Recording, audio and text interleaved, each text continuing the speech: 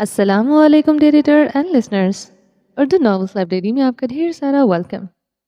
میں ہوں ہدا لہو سلال بائی انیشا عمر کی ایپیسوڈ نمبر 104 لے کر حاضر ہوئی ہوں۔ اگر آپ نے ابھی تک میرے اس چینل کو سبسکرائب نہیں کیا تو جلدی سے بھی سبسکرائب کر دیں، لائک اینڈ شیئر کریں اور اپنی رائے کامنٹ باکس میں لازمی دیں۔ تو چلیں سٹارٹ کرتے ہیں۔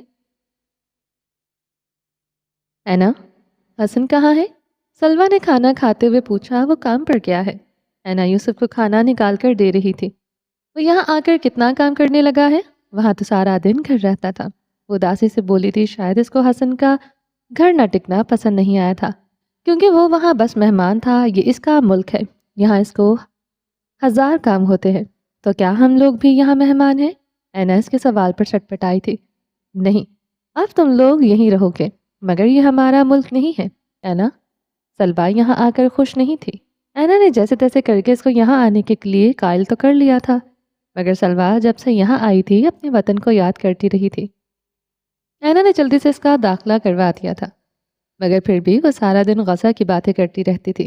وہ یہاں محل میں رہ کر بھی اپنے خیمے کو یاد کر لیا کرتی تھی، جبکہ یوسف بس خاموش تھا۔ اس نے کوئی مزاحمت نہیں کی تھی۔ وہ اب کسی بات پر مزاحمت نہیں کیا کرتا تھا، جو جہاں لے جائے چلا جاتا تھا، جو جس جانب مڑ دے مڑ جایا کرتا تھا۔ شاید اس کو سمجھ آ گئی تھی کہ بس ماں باپ کے سامنے ہی کی جاتی ہے، ضد بس ماں باپ کے سامنے کی جاتی ہے۔ دنیا والے ہماری ضد کو نہیں دیکھتے، وہ تو ہماری ضرورت پوری کر کے بھی تانا مار دیتے ہیں، اور ماں باپ خواہش پوری کر کے بھی اپنی اولاد پر سب کچھ لٹانے کو تیار رہتے ہیں۔ بن جائے گا، اور اب تم چپ چاپ کھانا کھاؤ۔ اینا نے اس کے سوالوں سے فرار حاصل کرنا چاہا۔ میں جب بڑی ہو جاؤں گی تو واپس غزہ چلی جاؤں گی۔ سلوا نے بڑبڑاتے ہوئے لقمہ توڑا۔ کیوں؟ مصر میں کیا مسئلہ ہے؟ یہ میرا ملک نہیں ہے۔ سلوا اپنے موقف پر قائم تھی۔ وہاں امو ہے، بابا ہے۔ سلوا، وہ لوگ اللہ کے پاس ہے، اور اللہ تو ہر جگہ ہوتا ہے نا، اس لیے تمہارے امو بابا بھی ہر جگہ ہے۔ بس تم ان کے لیے دعا کیا کرو۔ دعا؟ غزہ چلی جائے گی؟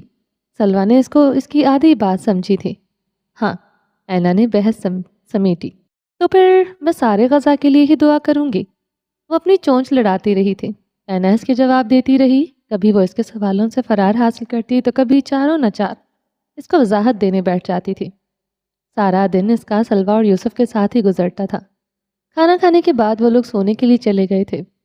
رات ہو رہی تھی، سب لوگ کھانا کھا چکے تھے۔ صرف اپنے کمرے میں آئے تو کمرہ خالی تھا۔ اس نے ادھر ادھر دیکھا، مگر وہ کہیں نہیں تھا۔ اس عقبی سلائڈنگ ڈور دیکھا تو وہ کھلا ہوا تھا۔ وہ باہر آئی تو وہ ہمیشہ کی طرح بالکنی میں کھڑا سگریٹ پھونک رہا تھا۔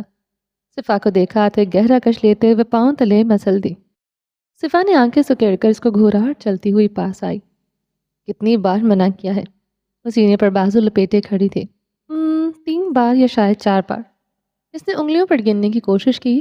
صفا کا منہ کھل گیا۔ مکھی چلی جائے گی؟ ابراہیم نے تھوڑی کے نیچے انگلی جما کر اس کا منہ کھلا منہ بند کر دیا۔ آپ بچپن میں تو اتنی ضد نہیں کرتے تھے۔ وہ اس کے سامنے ریلنگ سے ٹیک لگائے کھڑی ہوئی۔ کس کے بچپن میں؟ وہ ترچھا سا مسکرایا۔ اپنے بچپن میں؟ تم نے میرا بچپن دیکھا ہے؟ ابراہیم ہنس دیا۔ صفا نے ہونٹ کھول کیے۔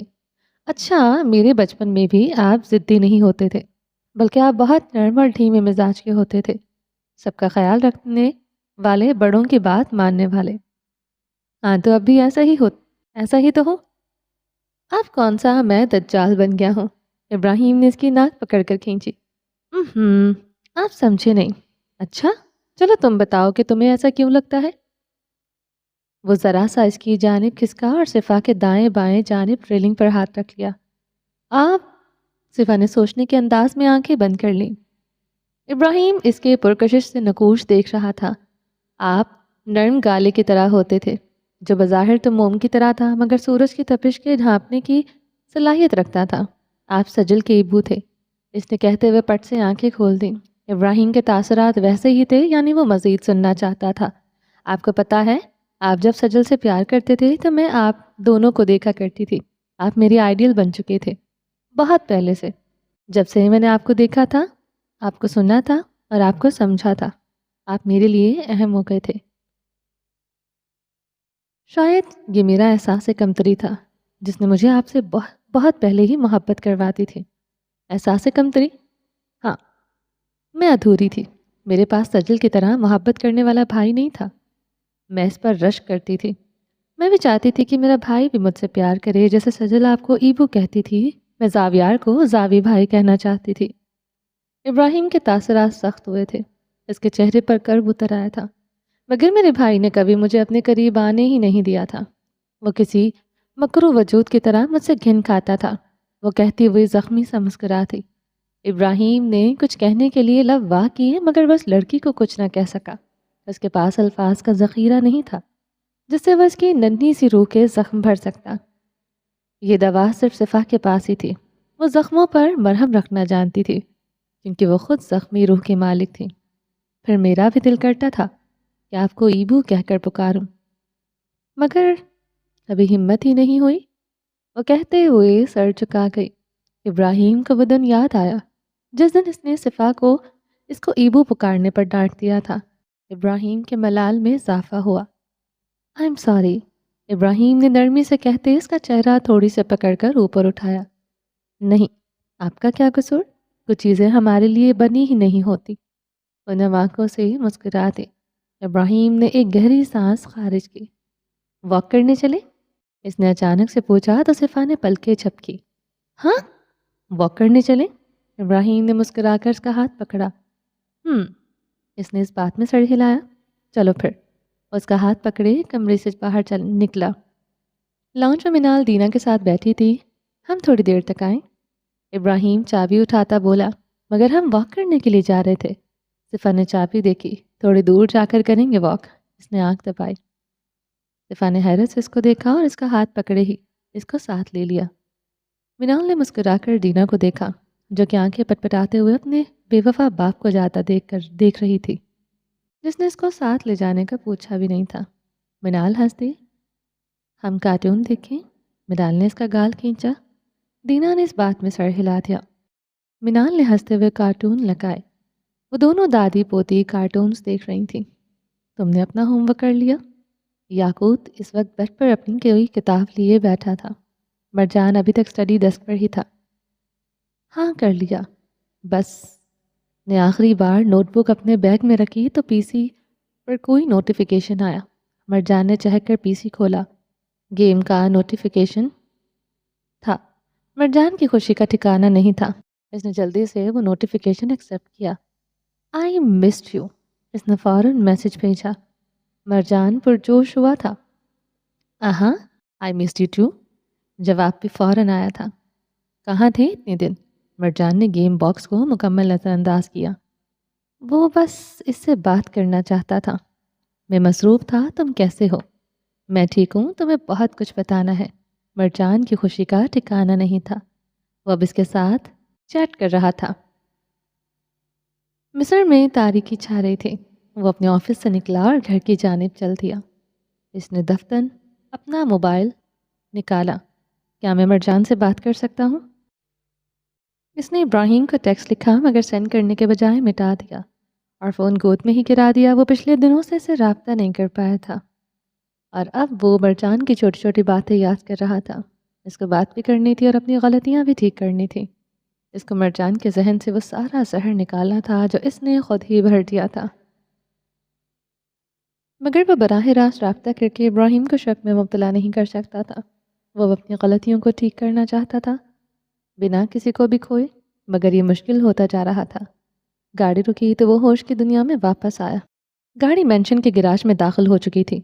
آگے بیٹھے گارڈز کی بے شمار گاڑیاں تھیں۔ وہ اپنا کوٹ بازو پر لٹکائے اندر کی جانب چل دیا۔ سیاہ ڈریس پینٹ اور شرٹ کے ساتھ چمکدار سیاہ جوتے اس کی دلکشی میں اضافہ کر رہے تھے۔ آگے بیٹھے گارڈز کی بے شمار گاڑیاں تھیں۔ وہ اپنا کوٹ بازو پر لٹکائے اندر کی جانب چل دیا۔ سیاہ ڈریس پینٹ اور شرٹ کے ساتھ چمکدار سیاہ جوتے اس کی دلکشی میں اضافہ کرتے تھے۔ ماتھے پر آج شکنیں تھیں۔ وہ تھکتا نہیں تھا، مگر اب وہ جھنجھلایا کرتا تھا کیونکہ ہر روز اس کو اپنی کوئی ایسی غلطی یاد آ جاتی تھی جس کو اسے سدھارنا ہوتا تھا۔ وہ آ کر صوفے پر ڈھہ سا گیا تھا۔ ایک ہاتھ سے اپنی کنپٹی مسلتا ہوا وہ نیم دراز سا تھا۔ اب والا حسن دوپہر والے حسن سے اکثر مختلف تھا۔ وہ یوں ہی اپنی کنپٹی سہلا رہا تھا جب اس کے اپنے سر پر کسی کا لمس محسوس ہوا۔ اس نے کنپٹی سے ہاتھ ہٹایا اور سکون سے آنکھیں موند لی۔ نرم سی انگلیاں اس کے بالوں میں پھرتی ہوئی محسوس ہو رہی تھی۔ سیاہ بال جو ماتھے کو بھی ڈھک دیتے تھے، اب کوئی ان سیاہ ریشمی بالوں کو انگلیوں سے پیچھے ہٹا رہا تھا۔ آپ میری عادتیں خراب کر رہی ہیں مسز کردافی، وہ مدھم سا مسکرایا۔ نہیں، آپ کو اپنی عادتیں ڈال رہی ہوں مسٹر کردافی، تاکہ آپ کو میرے بنا کہیں سکون نصیب نہ ہو۔ وہ شوخی سے کہتی اس کے بالوں میں انگلیاں چلاتی ہوئی اس کو سکون پہنچا رہی تھی۔ فاطمہ، پانی اور قہوہ لاؤ، اس نے ساتھ ہی فاطمہ کو آرڈر دے دیا تھا۔ حسن نے اس کا بالوں میں سرایت کرتا ہاتھ پکڑا اور اس کو گھما کر اپنے پاس بٹھا لیا۔ کیا ہوا؟ تھک گئے کیا؟ اینا نے پریشانی سے اس کا ستا ہوا چہرہ دیکھا۔ ہاں سمجھ لو تھک ہی گیا ہوں، کہتے وہ وہیں دراز ہو گیا اور اپنا سر اینا کی گود میں رکھا۔ مگر جس حسن کو میں جانتی تھی وہ تھکتا تو نہیں تھا۔ اس کو اب واقعی اس کی حالت پر تعجب ہو رہا تھا۔ گناہ تھکا دیتے ہیں وہ آنکھیں موند کیا؟ اینا کے دل میں ٹیس اٹھی تھی۔ بخشش کے بعد یاد گناہ بھی مٹ جاتی ہے۔ حسن، وہ اس کے ماتھے پر ہاتھ پھیرنے لگی۔ یعنی میری بخشش نہیں ہوئی؟ وہ زخمی سا مسکرایا۔ ملال بخشش ہی ہے، وہ دو بدو بولی تھی۔ وہ حسن کو دوبارہ ان تاریکیوں کے حوالے نہیں کر سکتی تھی۔ کیا واقعی ملال کے بعد بخشش ہو جاتی ہے؟ اس نے آنکھیں کھول کر اینا کی آنکھوں میں دیکھا۔ ہاں، میں تمہیں ایک کہانی سناتی ہوں۔ اس کے بالوں میں انگلیاں چلانے لگی۔ تمہیں پتا ہے کہ بنی اسرائیل میں ایک آدمی تھا جس کا نام کفل تھا۔ اس نے بولنا شروع کیا۔ حسن بنا پلکے چھپکے بڑے غور سے اس کی بات سن رہا تھا۔ وہ ایک بہت ہی بدکردار شخص تھا جس کے لیے ہر رات ایک نئی عورت ہوتی تھی، مگر واللہ میں ایسا نہیں تھا۔ حسن نے اس کو ٹوکا۔ اینا نے اس کے سینے پر ہاتھ مار کر اس کو چپ رہنے کا کہا۔ فاطمہ پانی اور قہوہ رکھنے آئے۔ وہ مسکراہٹ دبائے رکھ کر معتب سے کھڑی ہو گئی۔ کھانا ریڈی کرو، اینا نے اس کو حکم دیا تو وہ واپس چلی گئی۔ ہاں، تمہیں کیا کہہ رہی تھی؟ اس نے ایک لڑکی کو خریدا 60 دینار دے کر۔ پھر وہ کسی بچے کی طرح سوال کر رہا تھا۔ پھر کیا؟ وہ جب کمرے میں آیا تو وہ لڑکی رونے لگی۔ وہ کہتی کہ کفل، میں کوئی طوائف نہیں ہوں، میں ایک عزت دار گھر کی بیٹی ہوں۔ اگر عزت دار گھر کی تھی تو کفل کے پاس کیا کرنے گئی تھی؟ حسن نے اس کو گھورا۔ کیونکہ جب امراء اپنی زکوٰۃ نہیں نکالتے نا حسن، تو شرفا کی بیٹیاں طوائفیں بن جاتی ہیں، اس نے اداسی سے کہا تھا۔ حسن کا چہرہ سٹ پڑ گیا تھا۔ اس کے حلق میں گلٹی ابھری تھی۔ اینا نے سر چھٹکا اور اپنی بات جاری رکھی تو کفل کے دل کا کفل کھل گیا۔ کبھی کبھی کسی کی آنکھ سے گرا ہوا ایک موتی کافی ہوتا ہے گناہ دھونے کے لیے، تو شاید کفل بھی گناہ دھل گئے تھے۔ اس نے اس لڑکی کو جانے دیا اور کہا کہ میری بخشش کی دعا کرنا۔ وہ لڑکی واپس چلی گئی تو کچھ ہی دیر بعد کفل کی روح قبض کر لی گئی۔ واٹ؟ حسن کو جھٹکا لگا۔ ہاں، تو پھر کیسے پتا چلا کہ اس کو معافی مل گئی تھی؟ اس کو تو اپنی غلطیاں سدھارنے کا موقع بھی نہیں ملا تھا۔ حسن کا چہرہ سفید پڑ گیا۔ یہ سوچ کر کہ اگر اس کو بھی موقع نہ ملا تو بخشش ایک لمحے میں ہو جاتی ہے حسن، پھر چاہے 30 سال کے گناہ ہی کیوں نہ ہو۔ وہ شخص مر گیا، اب لوگ اس کے گھر کے باہر پہنچے تو پتا ہے کیسے پتا چلا کہ کفل کی توبہ قبول ہو گئی؟ کیسے؟ حسن کا حلق خشک ہو رہا تھا۔ اس کے دروازے پر روشن حروف میں لکھا ہوا تھا کہ ان اللہ قدر الغفر للکفل۔ لوگوں، اللہ نے کفل کو معاف کر دیا۔ اینا مسکرائی۔ پتا ہے حسن، ایسے لوگوں کے تو جنازے کو بھی کندھا نہیں دیا جاتا، مگر اللہ نے اس کی حیا رکھی، اس کی بخشش کو قبول کیا اور اس کو رہتی دنیا تک ایک مثال بنا دیا کہ اگر تمہارے دل میں نیکی کا خیال بھی آ جائے تو اللہ اس کو بھی قبول کر لیتا ہے۔ اینا سرشاری سے اس کے بالوں میں انگلیاں چلا رہی تھی۔ تمہیں تو اللہ موقع دے رہا ہے اپنی غلطیوں کو سدھارنے کا، تو تمہیں تو خوش ہونا چاہیے نا، مایوس نہ کہ مایوس۔ اینا نے کچھ دیر اس کو خاموش پایا تو جھک کر دیکھا، وہ بے آواز آنسو بہا رہا تھا۔ حسن، کیا ہوا؟ اینا نے اس کے آنسوؤں سے تر چہرے کو صاف کیا۔ وہ کروٹ کے بل لیٹ کر اپنا چہرہ چھپا گیا اور اب اس کی گھٹی گھٹی سی سسکیاں سنائی دے رہی تھی۔ اینا کا دل مٹھی میں آیا تھا۔ اس کو آج اس شخص سے نئے سرے سے محبت ہو گئی تھی۔ وہ تو اس وقت اس کی محبت میں مبتلا ہو گئی تھی جب وہ سفاکی کی حدوں کو چھو رہا تھا۔ آج تو حسن کا دل کسی ننھی چڑیا کی طرح ہو چکا تھا جو بات بات پر کانپ جایا کرتا تھا۔ آج والا حسن تو عشق کیے جانے کے قابل تھا۔ وہ اس سے محبت کیوں نہ کرتی بھلا؟ کیا تم جانتے ہو کہ طاقت کب ملتی ہے؟ اسکرین پر سوال ابھرا۔ مرجان نے مخالف باکسر کو ایک مکہ رسید کیا تھا۔ اسکرین پر میسج پڑھا اور پھر جواب ٹائپ کیا۔ کیسے؟ جب وہ خون بہاتا ہے۔ تم غلط کہتے ہو، خون بہا کر طاقت نہیں ملتی۔ پریٹی لیڈی کہتی ہیں کہ اچھا کھانا کھانے سے اور ورزش کرنے سے طاقت ملتی ہے۔ مرجان نے معصومیت سے جواب دیا، ہاں ہاں ہاں، تمہاری پریٹی لیڈی بیوقوف ہے۔ خبردار جو میری پریٹی لیڈی کے بارے میں کچھ کہا۔ میسج بھیجتے ہی مرجان نے مقابل کو زوردار مکہ رسید کیا۔ وہ اس کے پلیئر کو ناک آؤٹ کر گیا۔ نیکسٹ ٹائم پریٹی لیڈی کے خلاف کچھ نہیں کہتے اس نے چیٹ باکس غصے سے بند کر دیا۔ میسیجز آ رہے تھے مگر مرجان نے پی سی آف کر دیا۔ اس کا موڈ خراب ہو چکا تھا۔ وہ آ کر اپنے بستر میں دبک گیا۔ آج اتنی جلدی سو رہے ہو؟ یاقوت نے اپنی کتاب کا ورق پلٹتے پوچھا۔ مرجان مختصر جواب دیتا چہرے پر کمفرٹر کھینچ گیا تھا۔ یعنی اب وہ کسی سے کوئی بات نہیں کرنا چاہتا تھا۔ وہ گاڑی میں بیٹھی تھی اور گاڑی ایک آئس کریم پارلر کے سامنے رکی ہوئی تھی۔ وہ یوں ہی روڈ پر نگاہیں جمائے ہوئی تھی۔ آسمان پر بادل چھا رہے تھے اور کہیں کہیں بجلی بھی چمک رہی تھی۔ یہ لو، وہ آ کر گاڑی میں بیٹھا اور ایک آئس کریم بار اس کی جانب بڑھایا۔ صفا نے مسکرا کر آئس کریم پکڑی۔ ہم لوگ شاید واک کرنے آئے تھے۔ اس نے ایک بائٹ لیتے ابراہیم کو گھوری سے نوازا تھا۔ اس کے بعد پکا واک کریں گے۔ وہ مسکراتا ہوا اپنا آئس کریم بار کھول رہا تھا۔ شکریہ، اس نے رسان سے کہا تھا۔ ابراہیم نے اس کی جانب دیکھا۔ وہ ہمیشہ کی طرح اپنا منہ چاکلیٹ سے بھرے بیٹھی تھی۔ کوئی حال نہیں کہتے ابراہیم نے بڑھایا اور اس کے لبوں پر لگی آئس کریم صاف کرتی۔ صفا کرنٹ کھا کر پیچھے ہٹی۔ ایک اور لے دو؟ ایک اور لے دوں گا، یہ والی تو اتارنے دو۔ ابراہیم نے تعصب سے سر چٹکا۔ میں کر لیتی ہوں نا صفا کہتے صفا نے لبوں پر زبان پھیری۔ وہ ہنستے ہوئے رخ پھیر گیا۔ اچھا ٹھیک ہے۔ ابراہیم نے اپنا آئس کریم بار ان پیک کیا ہی تھا کہ صفا نے آئس کریم بار چٹ بھی کر دیا تھا۔ ابراہیم کچھ کہنے کے لیے مڑا تو اس کو خالی ہاتھ دیکھ کر دنگ رہ گیا۔ کہاں گئی؟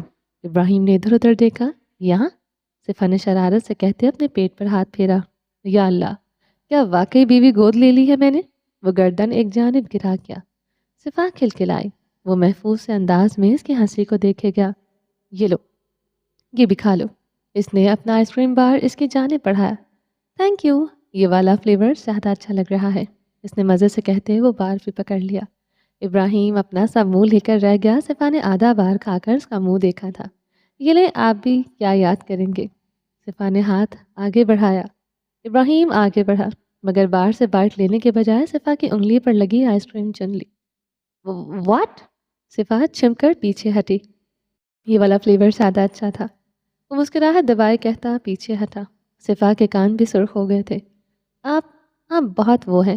وہ رخ پھیر گئی۔ کیا ہوں؟ وہ اس کو اب تنگ کر رہا تھا۔ بے شرم، صفا بڑبڑائی۔ 3 بچوں کا باپ ہوں، وہ کہتا اس کو مزید سرخ کر گیا تھا۔ آپ سے بات کرنا ہی فضول ہے۔ رات کے 10 بجے وہ لوگ گھر واپس آئے تھے۔ ابراہیم نے گاڑی پارک کی۔ صفا اتر کر لان میں چلی گئی۔ ٹھنڈی ہوا چل رہی تھی۔ آسمان پر بادل گہرے ہو چکے تھے۔ ابراہیم گاڑی پارک کر کے اس کے پاس پہنچا۔ اب یہاں کیا کر رہی ہو؟ وہ آ کر اس کے عقب میں کھڑا ہوا۔ موسم کتنا اچھا ہو رہا ہے نا؟ کاش یہاں لان میں ایک جھولا ہوتا تو میں اس پر بیٹھتی اور ٹھنڈی ہوا کے جھونکے میرے چہرے کو چھو چھو کر جاتے۔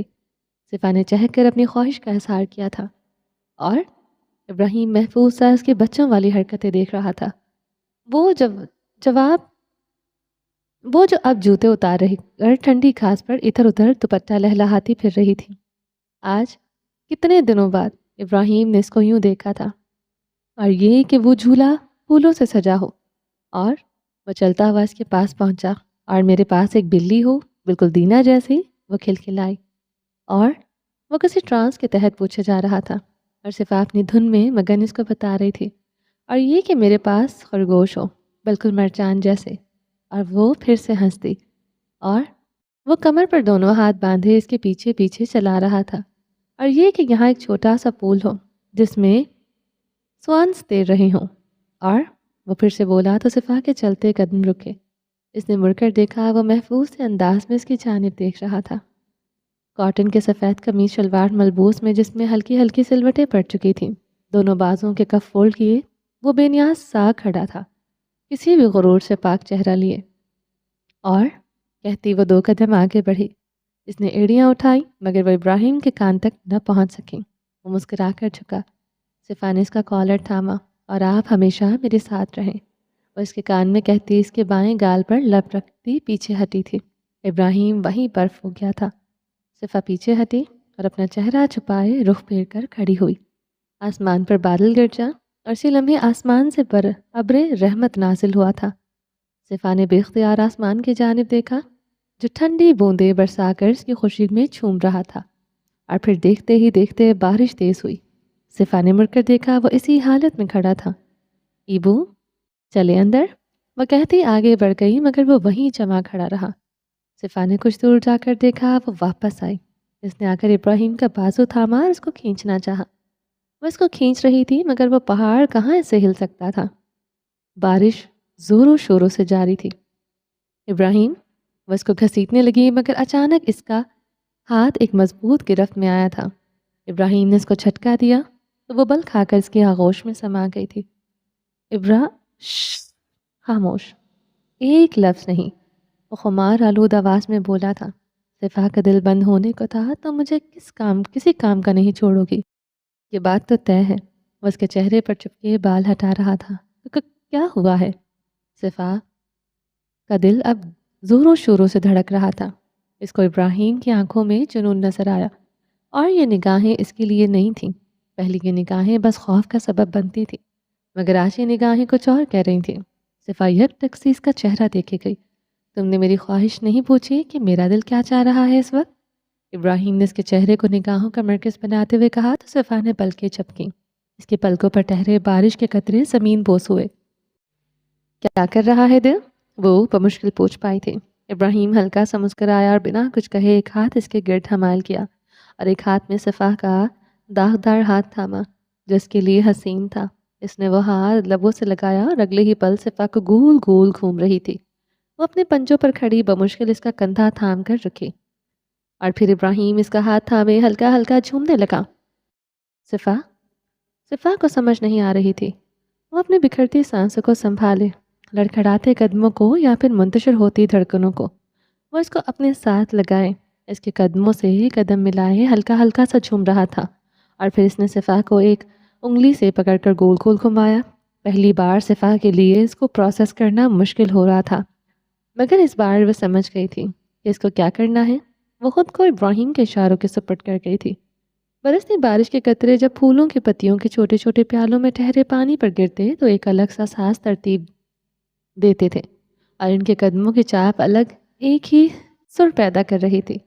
ہلکی سی چلتی ہوا نے ماحول کو مزید پرسوس بنا دیا تھا، اور اس سب کے بیچ وہ دونوں اپنی محبت کی داستان کے صفحوں پر ایک خوبصورت یاد تحریر کر رہے تھے۔ بلاخر وہ رکا اور جھک کر صفا کی پیشانی سے اپنا ماتھا ملا گیا۔ وہ گہری سانسیں لے رہی تھی۔ ابراہیم نے مسکرا کر اس کے ہلکی روشنی میں اس کے چہرے پر بکھرے قوس کے رنگ دیکھے تھے۔ اس لڑکی کو خوش کرنا کتنا آسان تھا۔ ابراہیم گرشی کے دل پر نقش ہو چکی ہو تم۔ اس نے اپنی بکھرتی سانسوں کے بیچ اعتراف کیا تھا۔ صفا اس کے سینے پر گال ٹکا گئی۔ اس کا اپنے قدموں پر مزید کھڑے رہنا محال ہوا تھا۔ ابراہیم نے جھک کر اس کو باہوں میں اٹھایا اور اندر کی جانب بڑھ گیا۔ وہ کمرے میں داخل ہوئی تو وہ پرسکون سا عشاء کی نماز ادا کر رہا تھا۔ اینا کچھ لمحے اس کو دیکھے گئی اور پھر کمرے میں رکھے صوفے پر ہی بیٹھ گئی۔ وہ ہمیشہ کی طرح سفید جبہ پہنے پرسکون سا اپنے گرد و نواز سے مکمل بے خبر ہو کر پوری طرح اپنی نماز میں مگن تھا۔ اس کی حالت دیکھ کر لگتا تھا کہ اگر کوئی اس کا سر بھی قلم کر دے تو بھی حسن کی نماز میں فرق نہیں آ سکتا تھا۔ اینا اس کو دیکھ کر رہ گئی، وہ کتنا محو تھا، اور پھر اگلے ہی پل ماضی کی تلخ ترین یادیں ذہن پہ پردوں پر لہرائی تھی۔ وہ اس کی نمازوں کا مذاق اڑا کر گئی تھی۔ وہ اسے کہہ رہی تھی کہ وہ نمازیں کبھی قبول نہیں ہوں گی۔ وہ گنہگار تھا مگر اپنے فرائض سے غافل نہیں تھا، اور اشفاق احمد کہتے ہیں کہ اگر اسکول جاتے رہو تو ایک نہ ایک دن پاس بھی ہو جاؤ گے۔ وہ بھی حاضری دیتا رہا تھا۔ اس نے اپنے تمام تر سیاہ کاموں کے باوجود اپنی حاضری میں کمی نہیں آنے دی تھی۔ وہ 5 روز 5 بار اپنے اللہ کی بارگاہ میں حاضری دیا کرتا تھا، وہ پاکیزہ نہر کے پانی میں دن میں 5 بار نہاتا تھا، تو ایسا کیسے ممکن تھا کہ اس کے داغ نہ دھلتے؟ توبہ اور اصلاح کا در ہمیشہ کھلا رہتا ہے۔ یہ تو انسان ہے جو اس در کو بند سمجھ بیٹھتا ہے اور خود کو تاریکیوں میں دھکیل دیتا ہے۔ حسن نے سلام پھیرا اور اپنی جائے نماز کے کنارے پر رکھی اپنی سیاہ دانوں والی تسبیح اٹھائی۔ اس نے دفتن اینا کی جانب دیکھا جو کہ ٹکٹکی باندھے اس کی جانب دیکھ رہی تھی۔ اینا نے اس کی نگاہیں بھی خود پر محسوس نہیں کی تھی، کیونکہ وہ وہاں تھی ہی نہیں، وہ کہیں اور پہنچ چکی تھی۔ لگتا ہے محترمہ کو پھر سے عشق ہو گیا ہے، وہ بڑبڑایا۔ اینا نے ہڑبڑا کر رخ پھیرا۔ حسن نے مسکرا کر سر جھٹکا اور دعا کے لیے ہاتھ اٹھائے، مگر لب نہیں ہلائے تھے۔